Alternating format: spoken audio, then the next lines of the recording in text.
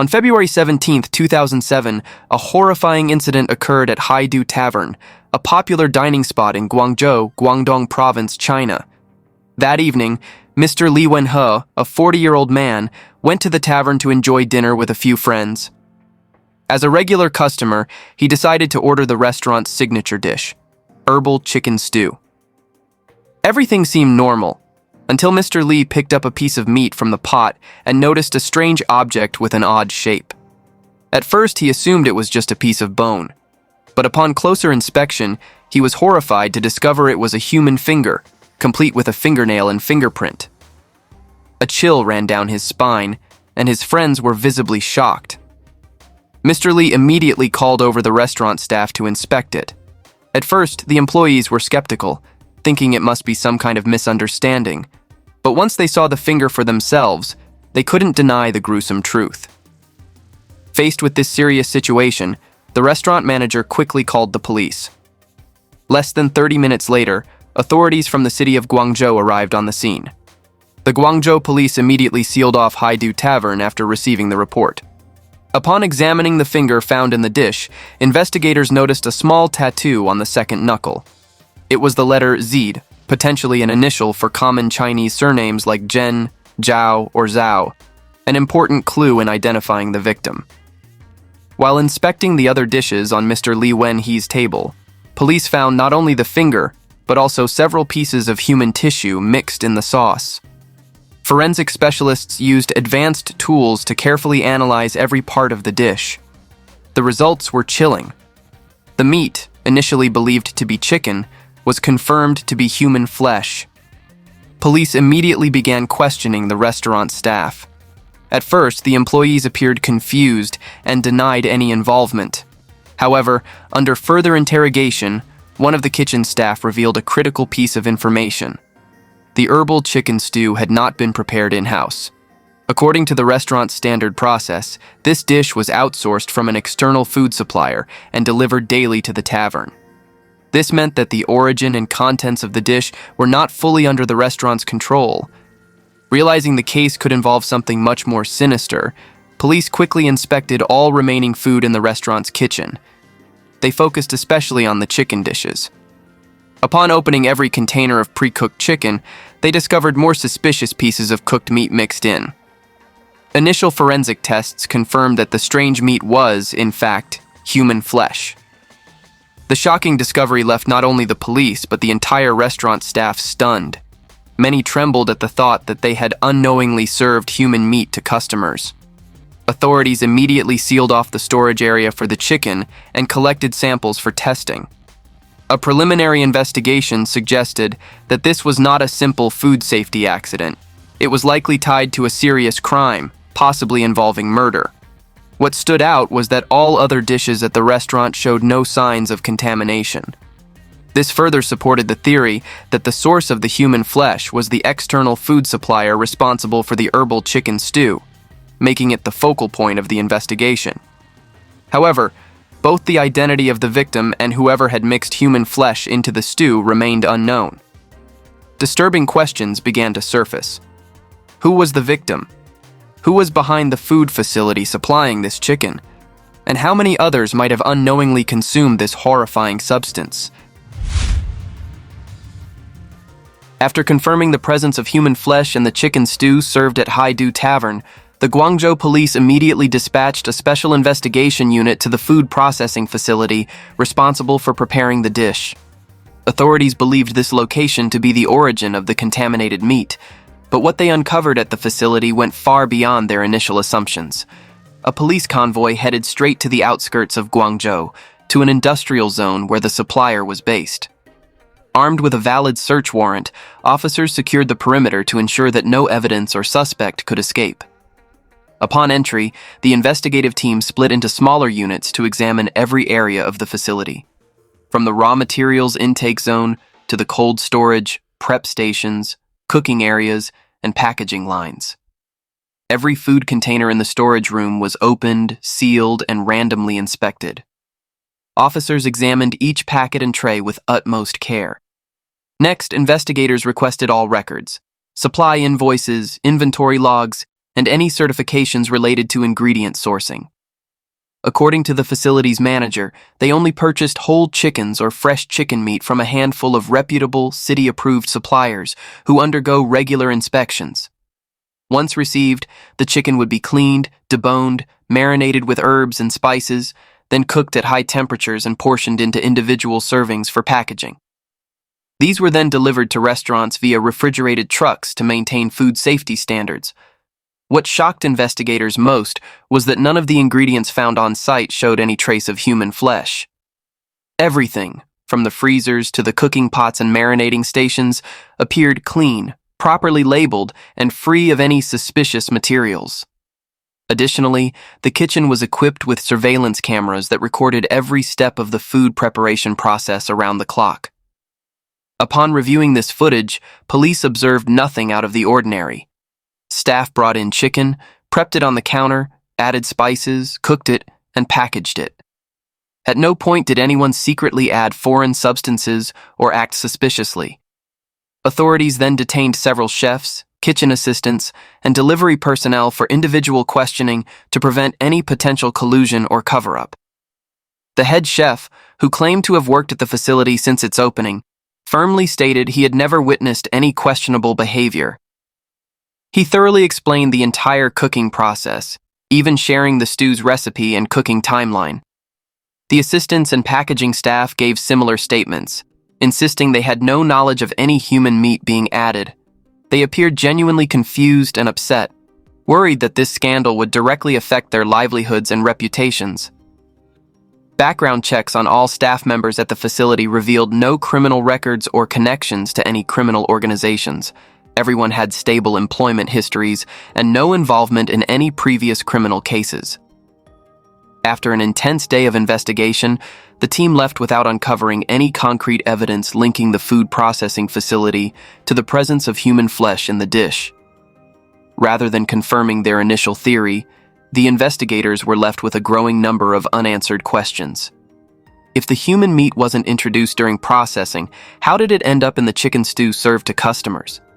Could someone have taken advantage of a gap during transportation or storage to insert the flesh? Or was there someone inside the restaurant with malicious intent, trying to frame either the supplier or the restaurant and incite public panic? These questions led the investigation into a dead end. For the time being, all clues pointing to the origin of the human meat had vanished at the processing facility. Meanwhile, police began expanding their scope, closely examining the logistics company, delivery timelines, and the reheating process that took place at Hai Du Tavern. Once fragments of human tissue and small bones were retrieved from the chicken stew, the forensic team began detailed analysis and testing. First, experts used X-ray scanners and chemical analysis methods to identify and categorize the bones. They discovered several small bone fragments, including finger bones and parts of a lower jaw. While these bones initially resembled chicken bones, their structure matched that of human bones. Some showed clean cuts made by a sharp blade, suggesting the bodies had been intentionally butchered before being added to the food. Upon examining the soft tissue samples, the forensics team determined that they did not belong to a single individual. In fact, at least 3 different tissue types were identified, indicating the presence of multiple victims. DNA testing was then conducted on all recovered bone and tissue samples. The results stunned everyone. At least 3 distinct DNA profiles were found in the human meat. This confirmed that no fewer than 3 victims had been killed, dismembered, and had parts of their bodies mixed into the restaurant's food. This was no longer a single homicide. It had become a gruesome serial murder case. While forensics worked on the tissue analysis, investigators compiled a list of missing women reported near the restaurant over the past 2 months. 10 cases were identified, all involving young women between the ages of 18 and 25. One name stood out, Zhao Li Ru, a 21-year-old woman who had been missing for 4 days. Notably, her last name started with the letter Z, the same initial found in the small tattoo on the finger discovered in the stew. This led investigators to suspect that the severed finger with the tattoo might have belonged to Zhao Li Ru. Police quickly obtained DNA samples from Zhao Liru's parents and compared them with the DNA extracted from the tattooed finger. The results confirmed that the finger indeed belonged to Zhao Liru, meaning she had been murdered and part of her body had ended up in the restaurant's food. However, the identities of the two remaining victims had yet to be determined. While police were focused on identifying the victims who had already been killed, they received a new missing persons report from the families of two young women, Wang Liqing, 20, and Lin Jingxuan, 19, who had disappeared 3 days earlier. The last time they were seen, they were walking past the Haidu Tavern. Their parents were growing increasingly concerned, as they had been unable to reach their daughters by phone. Police immediately collected DNA samples from the parents of both missing girls to compare with the tissue samples found in the chicken stew.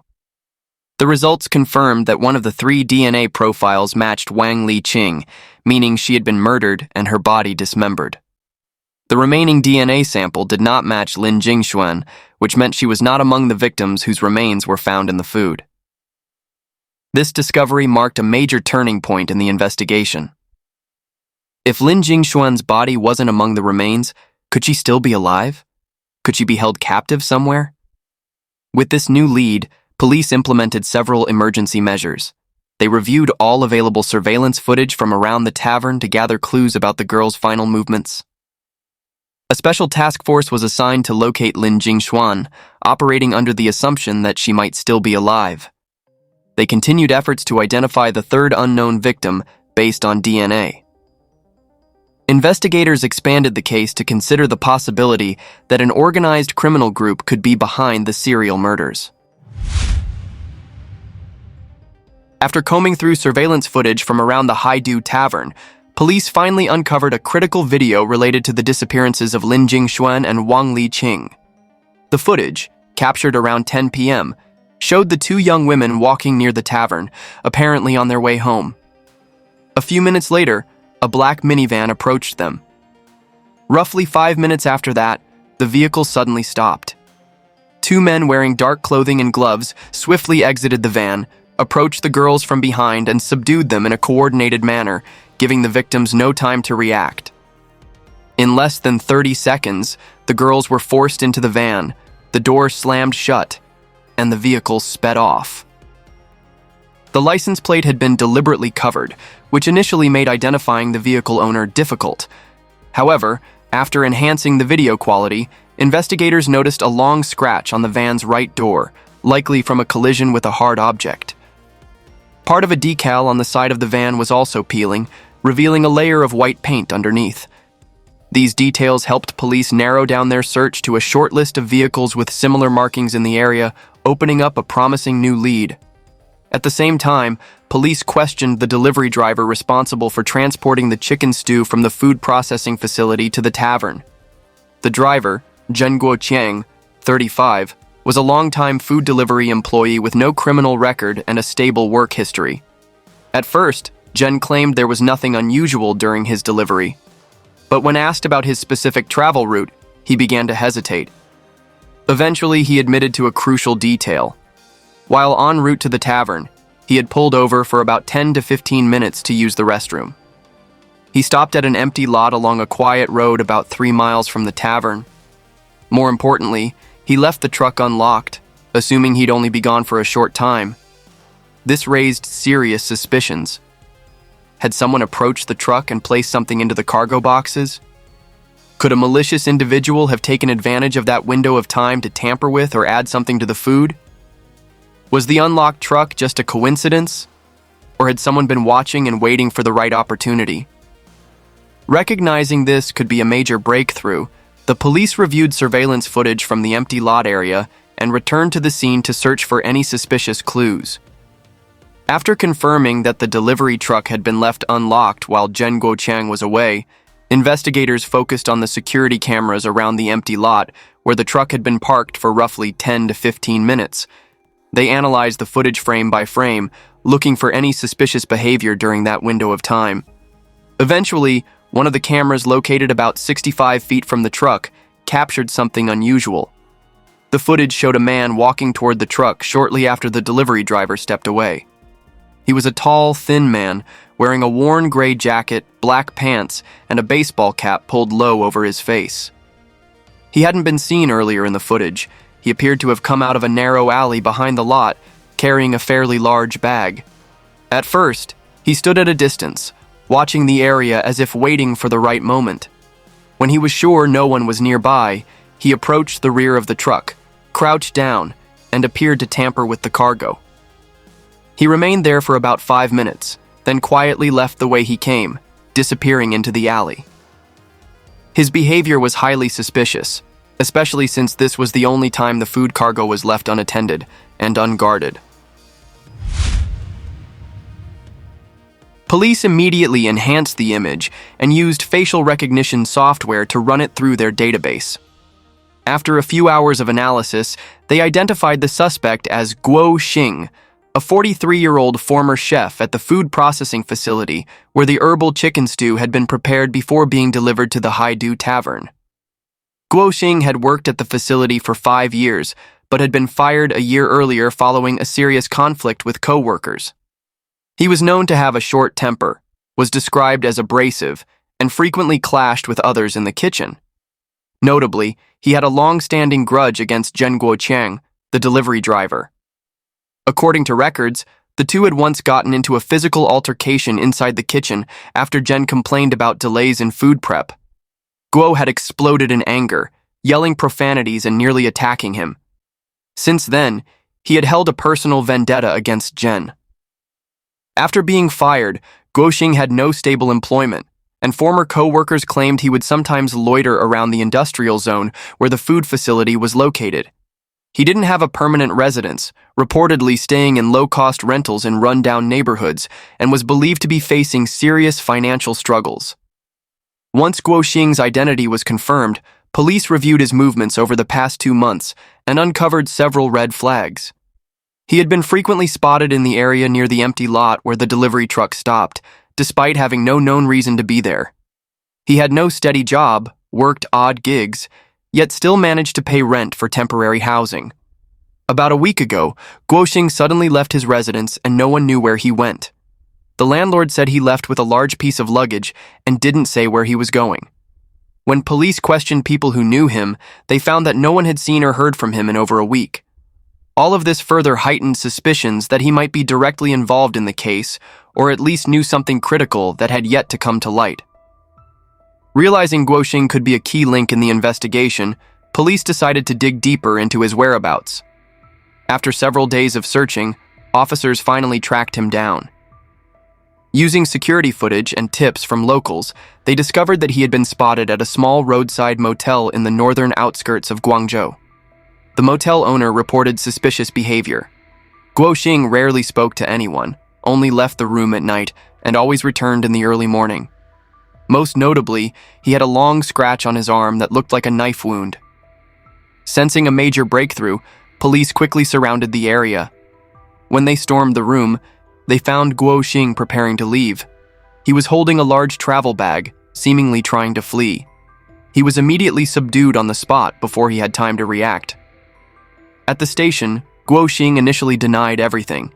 He insisted he had nothing to do with the case. However, when confronted with the surveillance footage, his expression changed. Under the pressure of intense interrogation, he eventually confessed to part of the truth. He claimed someone had asked him to help dispose of a dead body, but he refused to name that person. He insisted he hadn't committed any murders, only helped get rid of the remains. "I only helped handle the body," he said. "I wasn't involved in the killings." When asked why he tampered with the food, he admitted something unexpected. He hadn't originally planned to plant human flesh in the shipment, but when he noticed the delivery truck was left unlocked, he saw an opportunity to take revenge. He had a long-standing grudge against Guo Xing, the delivery driver. Years ago, the two had nearly come to blows over a heated argument. Guo Xing had always believed Jen was the reason he was fired from the food processing facility. So when he saw his chance, he shoved human remains into the food shipment to frame Jen, hoping he'd be blamed, investigated, and lose his job. However, when asked about the identity of the actual killer, Guo Xing remained completely silent. Although Guo refused to reveal any further information, his statement gave police one crucial lead. He admitted the bodies had been processed in an abandoned house on the outskirts of town. It was a former factory that had been deserted for more than 5 years, located in a remote, uninhabited area. Immediately, a police task force was mobilized to raid the abandoned site. It was pitch black when they arrived. There were no lights, no sounds, only a heavy, suffocating stillness and a faint, nauseating stench in the air. When the officers broke down the door and stormed in, what they found inside sent chills down the spines of even the most seasoned investigators. Under the beam of their flashlights sweeping across the room, police uncovered horrifying evidence. On the floor, large patches of dried blood were smeared across the old concrete. Some stains appeared to have been scrubbed, as if someone had attempted to clean up, but faint traces remained. Blood spatter also dotted the walls. In one corner of the room sat a heavily scratched wooden table. Deep knife marks scored the surface, indicating that something heavy or a sharp object had been repeatedly used there. Underneath the table, officers found several large plastic bags, some still stained with blood, containing small bone fragments. In the center of the room was a large metal barrel resting directly on the floor. When police opened the lid, they recoiled in horror. Inside were 7 human heads, all of them completely skinned. The eyes, noses, and flesh were gone. Only bare skulls remained. It was clear the perpetrator had gone to great lengths to erase the victims' identities. The necks had been cleanly severed, suggesting the use of an extremely sharp instrument, possibly a surgical knife or electric saw. Some skulls still had patches of hair, though it had been trimmed short, likely to avoid interference during processing. The scene sent chills through even the most seasoned investigators. The act of removing the victims' faces was not only meant to prevent identification, but also revealed a level of brutality that went far beyond typical homicide. Aside from the 7 heads, officers discovered another metal container filled with bone ash, evidence that some bodies had been burned to destroy evidence. Beneath a plastic tarp, they found scattered human remains, a mummified hand that had not fully decomposed, a sawed-off leg bone, smaller fragments mixed with ash, and a length of cut rope. Next to that was a large cooking pot containing a herbal soup that looked disturbingly similar to the medicinal chicken stew served at Haidu Tavern. This, police believed, was likely where Guo Xing had cooked human flesh. Authorities immediately secured the scene and transported all recovered samples to the lab for DNA analysis. Based on the evidence gathered, investigators reached several early conclusions. There were at least 7 victims, all murdered in a gruesome and calculated manner. The killings appeared premeditated and possibly ritualistic, or motivated by something more sinister than ordinary homicide. The victims' identities could not be confirmed immediately due to the removal of facial features, meaning identification would take longer. Guo Xing was likely only one part of the operation, and he continued to refuse to name the true mastermind. As forensic specialists began cataloging the recovered remains from the abandoned building, a serious concern quickly emerged. Although 7 human heads had been found, the rest of the body parts were alarmingly incomplete. Just a few limbs, scattered bones, and ash. There were not enough remains to account for full bodies. Even the ash found in the metal bin wasn't sufficient to suggest 7 full cremations, indicating many body parts had been disposed of elsewhere. This raised a chilling question. What had Guo Xing done with the rest of the victims' remains? Investigators began reviewing his disposal methods with renewed urgency. Initially, investigators suspected that Guo Xing may have used the same method of disposal seen in the Haidu Tavern case, mixing human remains into food. But upon comparing data, an unusual detail emerged. If he had been using cooking as a disposal method from the beginning, the greatest risk of error would likely have occurred in the earliest incidents, when he was still inexperienced. However, this case was only exposed when the most recent victims' remains were mixed into the food, suggesting that previous disposals had been clean, efficient, and undetected. So why was there such a blatant mistake this time, one that led to the case being exposed? This led police to question whether Guo Xing had recently changed his method of body disposal. And if that was the case, how had he handled the remains before? To search for clues, investigators expanded their search to the remote areas surrounding the abandoned house. After several hours, they discovered a suspicious site. About 1.2 miles from the house was a deep, natural cave. The entrance was narrow, but when they shined lights inside, it appeared to drop into a seemingly bottomless pit. Using laser-based distance measurement tools, they found the cave to be so deep that they couldn't reach the bottom. No one had ever descended it due to the extreme danger of the terrain. Investigators immediately suspected that Guo Xing may have used the cave to dispose of bodies. But this raised an even more puzzling question. If he had successfully used the cave to dispose of victims before, why would he suddenly switch to a riskier, more noticeable method like mixing human remains into food? What changed that forced him to alter his approach? Police began considering several theories. Theory 1. He was no longer able to access the cave. Perhaps someone had unknowingly wandered near the site, causing him to fear exposure. Or maybe an accident, a change in environmental conditions, or even someone else taking control of the area prevented him from continuing to use the cave. Theory 2. Someone else had forced him to change his disposal method. Was Guo Xing being pressured by another person or group? Could he have been following orders to dispose of bodies in a new way? And if so, who was pulling the strings behind the scenes? Theory 3. He intentionally wanted to get caught. If he had previously succeeded in covering up multiple murders, why make such a careless mistake this time? Was it possible that he deliberately left evidence behind for the police to discover? While authorities now believed the cave could be where the earlier victims' bodies were disposed of, they still had not located Lin Jingxuan. This made investigators increasingly worried about whether she was still alive. Just then, another investigation team, after days of tracking the suspicious van involved in the kidnapping, finally made a major breakthrough. At first, the police faced significant difficulties in identifying the owner of the black van involved in the abduction, as the license plate had been obscured and the vehicle appeared to be unregistered. However, after thoroughly reviewing footage from the city's traffic camera network, investigators discovered a crucial video clip from a surveillance camera located in an industrial area not far from the tavern. In the video, a black van with a long scratch on the right side door matched the description of the vehicle used in the kidnapping. Using image recognition data from the footage, police compiled a list of vehicles with similar features. After a series of eliminations, they identified a van registered to a man living in the outskirts of town. His name was Song Jianhua, 46 years old, a known criminal with a long history of involvement in illegal activities, including kidnapping and human trafficking. Jianhua had previously worked as a freelance cargo driver, but was later discovered to be connected to a human trafficking ring. In 2000, he was sentenced to 5 years in prison for kidnapping and extortion. Due to lack of evidence, he wasn't prosecuted for additional disappearances suspected to be linked to him. After his release from prison, Jianhua disappeared from law enforcement's radar.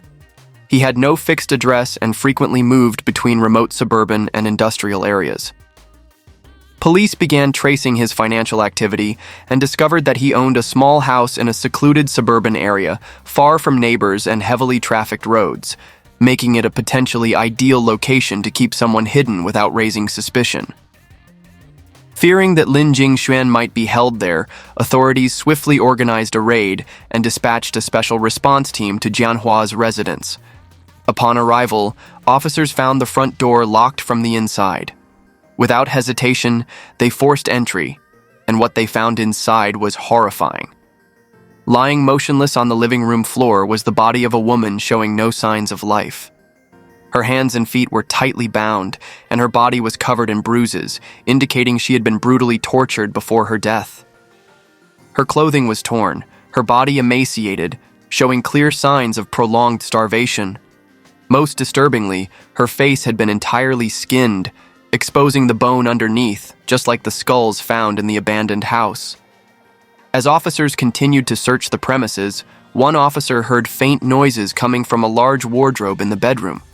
When they opened it, They were shocked to find another young woman tied up inside, her mouth sealed with duct tape. She was still alive, though her eyes were filled with terror. Police immediately cut her restraints and rushed her to the hospital for urgent care. Upon confirming her identity, they discovered that she was not on the list of any recent missing persons. She was not one of the known victims. This raised even more chilling questions. Why had she been held captive? What did the perpetrator intend to do with her? Could there be even more victims that had yet to be discovered? Although the girl was successfully rescued, the house itself was empty. There was no sign of the homeowner. Jianhua had vanished before the police arrived. After rescuing the girl found alive inside the wardrobe, police rushed her to the hospital and began questioning her to uncover what had happened inside the house of horrors.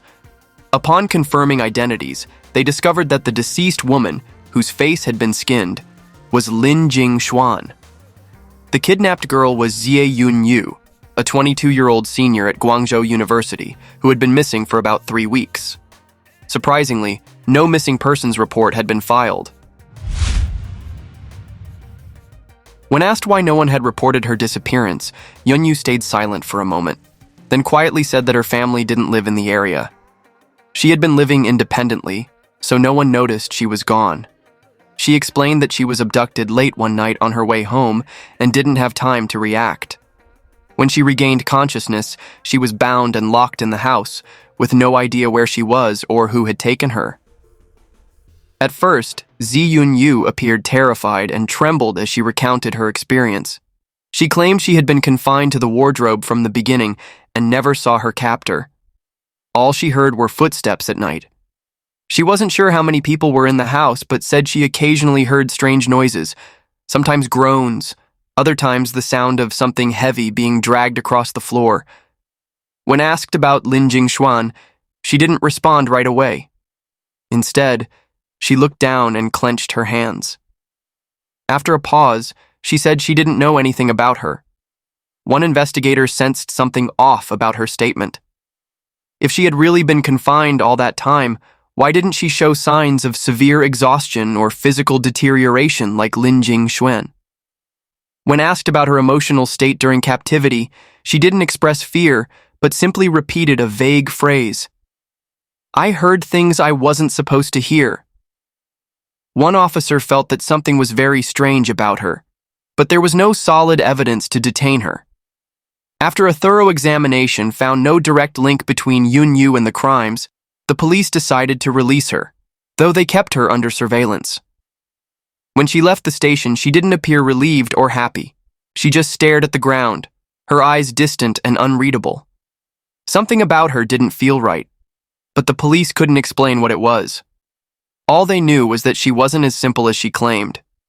Just a few days after Yunyu's release, police finally tracked down the whereabouts of Jianhua, the owner of the black van and the primary suspect in the kidnapping and murder of Lin Jingxuan. A gas station attendant had contacted authorities, reporting that a black vehicle had been parked overnight with no one stepping out. From a distance, the employee felt something was off. The car window was slightly rolled down, but there was no movement inside. Police immediately arrived at the scene, surrounded the vehicle, and checked inside. When they opened the door, they were stunned. Jianhua was slumped in the driver's seat, his head resting against the steering wheel. He was dead. There was a deep slash across his neck, and the blood had already coagulated, indicating that he had been dead for at least 6 to 8 hours. A bloodied knife was found on the dashboard, as if Jianhua had taken his own life. There were no signs of a struggle, no evidence of anyone else in the vehicle. Everything appeared to be the perfect suicide scene. However, a closer inspection revealed something unusual. The mini refrigerator that had been installed in the vehicle was missing, though the power cables were still intact, suggesting it had been removed recently. Strands of long black hair were found caught in the plastic crevice near where the fridge had been. Even more suspicious, the cut on Jianhua's neck didn't resemble a typical self-inflicted wound. It appeared precise, as if someone had held him down and executed the cut with calculated force. The most shocking part? Jianhua died just hours after Yunyu was released. The timing was far too convenient. Investigators began to suspect this wasn't a suicide at all, but a staged murder. Why would Jianhua die right after Yunyu's release? Following the discovery of his suspicious death, police secretly ran a DNA test on the strands of hair found near the missing fridge in Jianhua's van. The results stunned everyone. The hair didn't belong to Jianhua or to any of the known victims. It belonged to Yunyu. Her hair being inside Jianhua's van, just before his death, was no coincidence. Police immediately realized that Yunyu was connected to his death. She wasn't just a kidnapped victim. She might have been the mastermind and possibly killed Jianhua to silence him, making it look like a suicide. And perhaps she was the one who took the mini fridge. With growing suspicions, police launched a covert search of Yunyu's home. What they found sent chills down their spines. Inside a large freezer, they discovered an object wrapped in cloth. When they unwrapped it, they were horrified to find it was the preserved facial skin of Lin Jingxuan. The skin had been treated with a chemical preservative and showed little decomposition, indicating it had been intentionally preserved for some purpose. Inside Yunyu's room, police found handwritten notes filled with references to ancient remedies for eternal youth, everlasting beauty, and bizarre rituals involving human skin. At that point, authorities knew they had found the true mastermind. Yunyu wasn't a victim.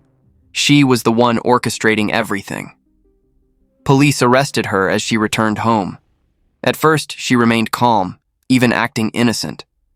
But when confronted with the overwhelming evidence, her expression changed instantly, though she still refused to speak.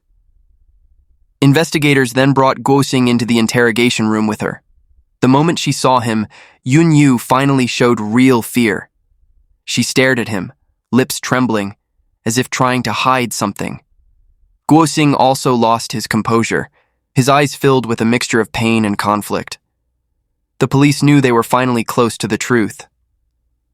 Under the weight of evidence and the pressure of seeing Guo Xing again, Yunyu finally confessed. She wasn't just a victim.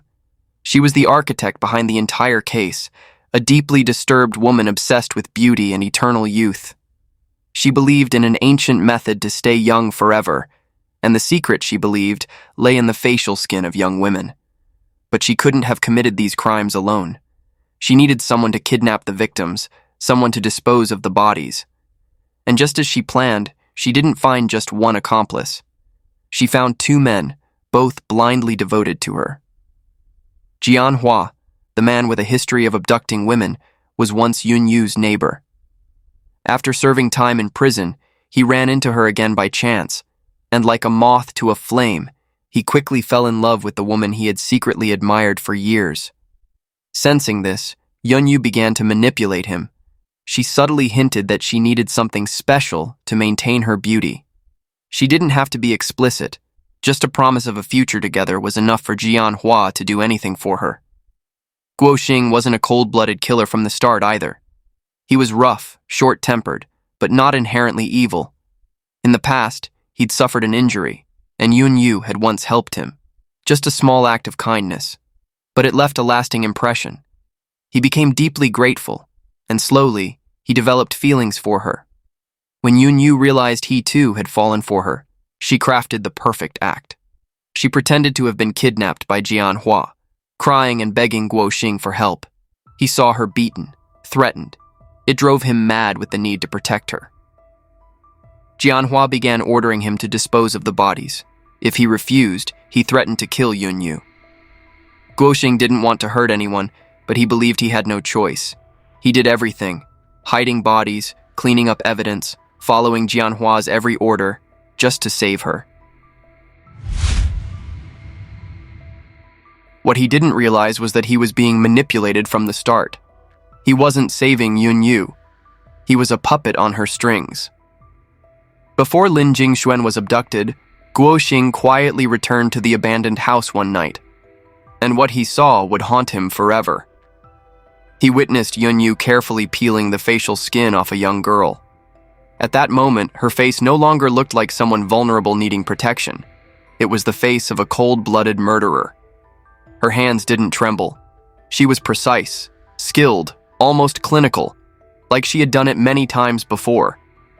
It was then that Guo Xing realized Jianhua wasn't forcing her to do anything. She was the one controlling everything. No one was threatening her. She was the mastermind behind it all. But he couldn't report her. He had gone too far, done too much wrong in her name. He loved her, and that love paralyzed him. He was filled with pain and confusion, but he didn't know how to stop. After that moment, Guo Xing began to change how he disposed of the bodies. He stopped being meticulous. He deliberately left behind traces, a subtle warning that she needed to stop. He hoped she would understand that he knew everything, and if she continued, the police would eventually catch up. But Yunyu wasn't afraid. She knew he loved her too much to betray her. And it was that silence, his inability to act, that pushed the case toward an inevitable conclusion. As police began to close in, Jianhua realized he couldn't escape. He wanted to flee the city, but Yunyu got to him first. He had started to suspect her, but he still loved her. And that, ultimately, was his fatal mistake. She met with him, cried, embraced him, told him she would run away with him. He believed her. He led her into the van, completely trusting her. Then, while the two were being intimate, she suddenly grabbed a sharp knife and slit his throat. Afterward, she placed the knife on the dashboard to make it look like a perfect suicide. Finally, she took the mini fridge, the one that contained the most crucial piece of evidence. After leaving, she acted as if nothing had happened. But the police had already begun to suspect her, and when they found Lin Jingshuan's facial skin preserved in her home, the final piece of the puzzle fell into place. The police now knew they had captured the true monster behind the case. Once the full truth came to light, the trial of Yunyu and Guo Xing quickly became a national sensation, drawing widespread attention from the media and even criminal psychology experts. After hours of deliberation, Yunyu was sentenced to death, while Guo Xing received life in prison without the possibility of parole. What are your thoughts on this chilling case? Let us know in the comments below. And don't forget to like and subscribe to Crime Documentary Files to support more stories like this in future videos.